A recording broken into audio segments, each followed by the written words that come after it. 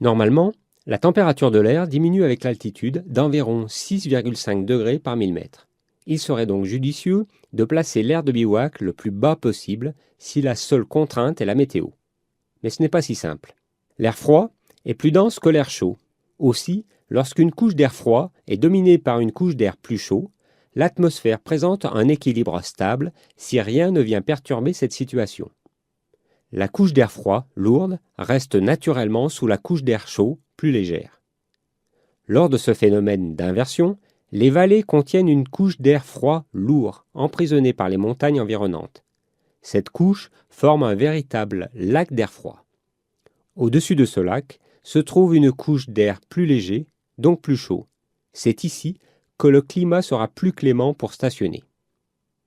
En général, une couche d'inversion se produit dans un anticyclone ou à l'avant d'un front chaud.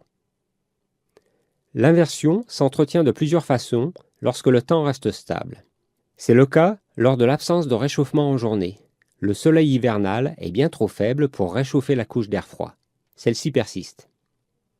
C'est aussi lié à l'écoulement d'air froid par les pentes. La nuit, les versants montagneux se refroidissent et abaissent ainsi la température de l'air qui les environne.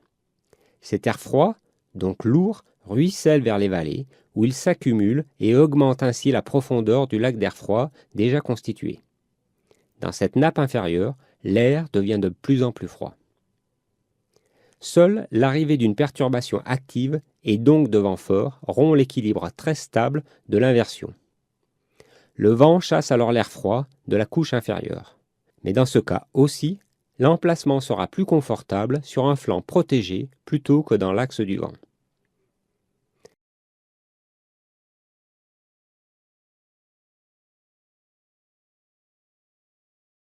Un autre phénomène plus localisé est aussi à prendre en compte. La nuit, le sol ne reçoit pas d'énergie calorique. S'il n'y a pas de couverture nuageuse pour lui renvoyer son rayonnement infrarouge, il va se refroidir lorsqu'il va émettre sa chaleur emmagasinée la journée. L'air, au contact du sol, va se refroidir lui aussi et va former ce que les météorologues appellent la couche d'inversion nocturne. Lorsqu'il y a des nuages, le sol perçoit le rayonnement envoyé par les nuages qui peut être égal à celui du sol si les nuages sont à la même température que le sol. C'est quasiment le cas lorsque le plafond est très bas. Dans ce cas, le refroidissement nocturne est très très faible. C'est le même principe dans une forêt. Les arbres apportent un rayonnement vers le sol. Donc, les bouquets d'arbres abritent de cet air froid et sont un lieu privilégié pour installer un bivouac. Attention cependant d'éviter les sous-bois touffus, les prairies à hautes herbes et les abords des cours d'eau qui, eux, conservent l'humidité.